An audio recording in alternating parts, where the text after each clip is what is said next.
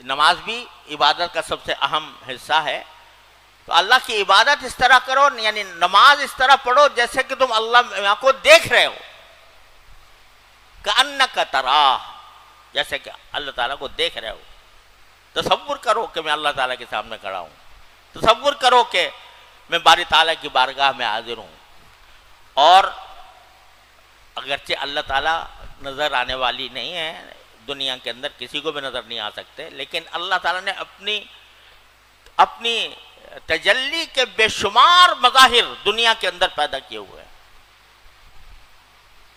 آدمی اگر غور کرے تو جہاں نماز پڑھ رہا ہے وہاں کوئی عمارت نظر آئے گی، کوئی صحرا ہوگا، آسمان نظر آئے گا، زمین نظر آئے گی.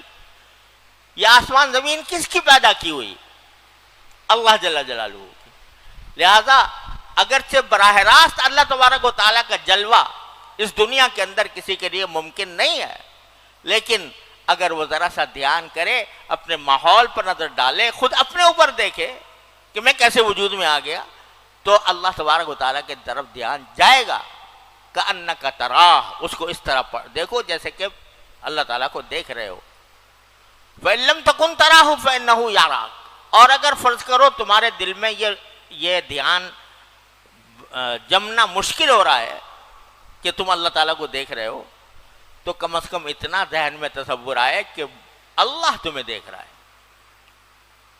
فإن لم تكن تراہ فإنہ یراک، وہ تمہیں دیکھ رہا ہے. اس کا تصور کے ساتھ یہ اعلیٰ درجہ نماز کا یہ ہے. اور ادنا شروع ہوتا ہے وہاں سے جہاں حضرت کی علمت نے فرمایا کہ جو الفاظ زبان سے نکال رہے ہو ان الفاظ کی طرف دھیان کرو.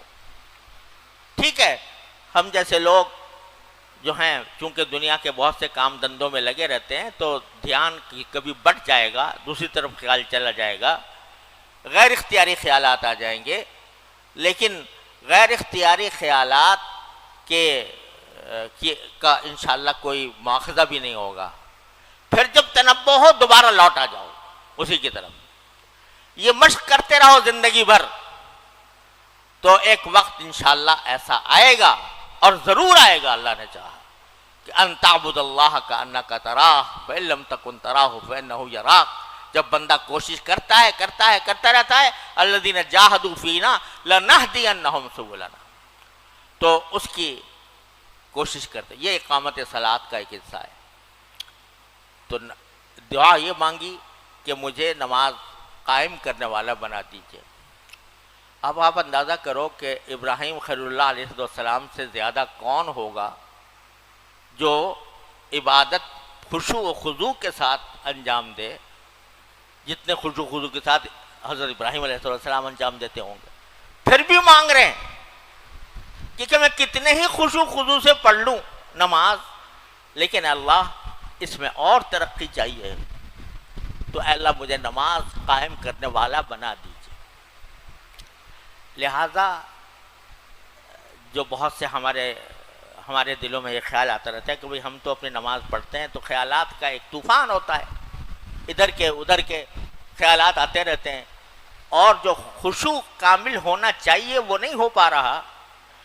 تو بھائی ہمارے حضرت فرماتے تھے اگر یہ ہو رہا ہے تو اللہ ہی میاں سے مانگو نا، اللہ تعالیٰ سے کہو یا اللہ میری نمازوں کو درست فرما دیجیے.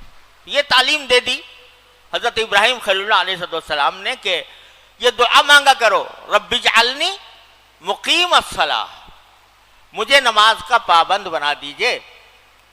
اور جب نماز کے لیے آ رہے ہو، نماز پڑھنے کے لیے راستے میں یہ دعا مانگتے آ جاؤ، یا اللہ نماز پڑھنے جا رہا ہوں، پتہ نہیں شاید دل میں کیا خیالات ڈالے گا، ادھر ادھر کے خیالات آ جائیں گے. اے اللہ مجھے نماز کے اندر خشوع کی توفیق عطا فرمائیے.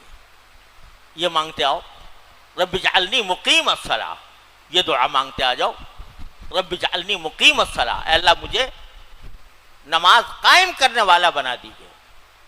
اور یہ دعا مانگتے آؤ کہ اللہم ارزقنی قلبا خاشعا، اے اللہ مجھے خشوع والا دل عطا فرمائیے، جو آپ کی طرف متوجہ ہو، ایسا دل عطا فرمائیے. کیا تکلیف ہے اس میں؟ اگر آدمی ہر نماز سے پہلے نماز کو آنے سے پہلے، نماز شروع کرنے سے پہلے اللہ تعالیٰ سے مانگا یا اللہ نماز پڑھنے جا رہا ہوں، شیطان ستائے گا مجھے، خیالات آئیں گے، وسوسے آئیں گے، اے اللہ مجھے بچا لیجئے اور مجھے اپنی طرف متوجہ فرما دیجئے۔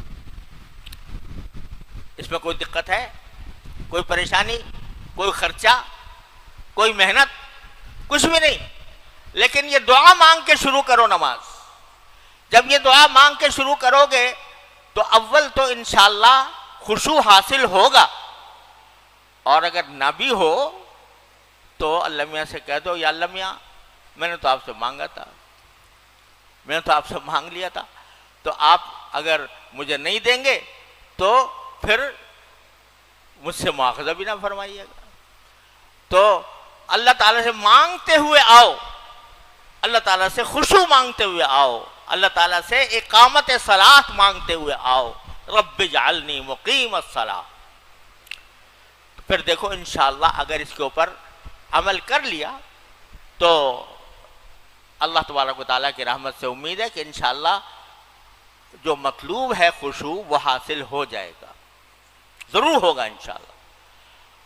اور اسی لیے بعض روایات میں یہ منقول ہے کہ نبی کریم صلی اللہ علیہ وسلم جب نماز شروع فرماتے تھے تو یہ فرماتے انی وجہت وجہ للذی فطر السماوات والارض حنیفا وما انا من المشرکین، انی وجہت وجہی للذی فطر السماوات والارض، میں نے اپنا چہرے کا رخ کر لیا ہے اس ذات کی طرف جس نے آسمان اور زمین کو پیدا کیا۔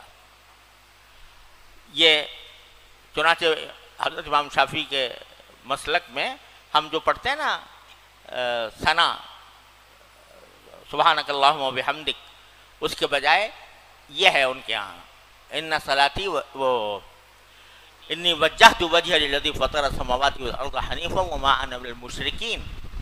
اور حنفیہ کہتے ہیں نماز شروع کرنے سے پہلے پڑھو، نماز شروع کرنے کے بعد تو سبحانک اللہم پڑھو گے نا، لیکن نماز شروع کرنے سے پہلے پڑھو انی وجہت وجہی للذی فطر السماوات والارض حنیفا وما انا من المشرکین، کہ میں نے اپنا چہرہ، اپنا رخ کر لیا اس ذات کی طرف جو آسمان اور زمین پیدا کرنے والی ہے، جس نے آسمان اور زمین پیدا کیا، اور وما انا المشرکین، میں مشرکوں میں سے نہیں ہوں۔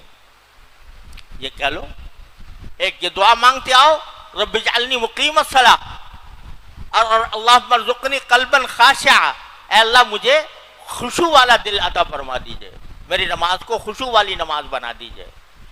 اور جب شروع کرو تو کہو انی وجہت وجہی للذی فطر السماوات والارض حنیفا وما انا من المشرکین۔ یہ بھی حضرت خلیل اللہ کی دعا ہے، قرآن کریم میں یہ الفاظ حضرت ابراہیم خلیل اللہ نے کہے تھے، انی وجہت وجہی للذی فطر السماوات والارض حنیفا وما انا من المشرکین، یہ کہو اور پھر شروع کرو۔ اپنی سی کوشش تو کرو، قدم تو بڑھاؤ، اللہ تعالیٰ کی طرف چلنے کا آغاز تو کرو۔ یہ کرو گے تو اللہ تبارک و تعالیٰ انشاءاللہ ثم انشاءاللہ تمہاری نمازوں کو بھی بنا دیں گے، خشوع والی نمازیں بنا دیں گے۔ اللہ تعالیٰ ہم سب کو توفیق عطا فرمائے۔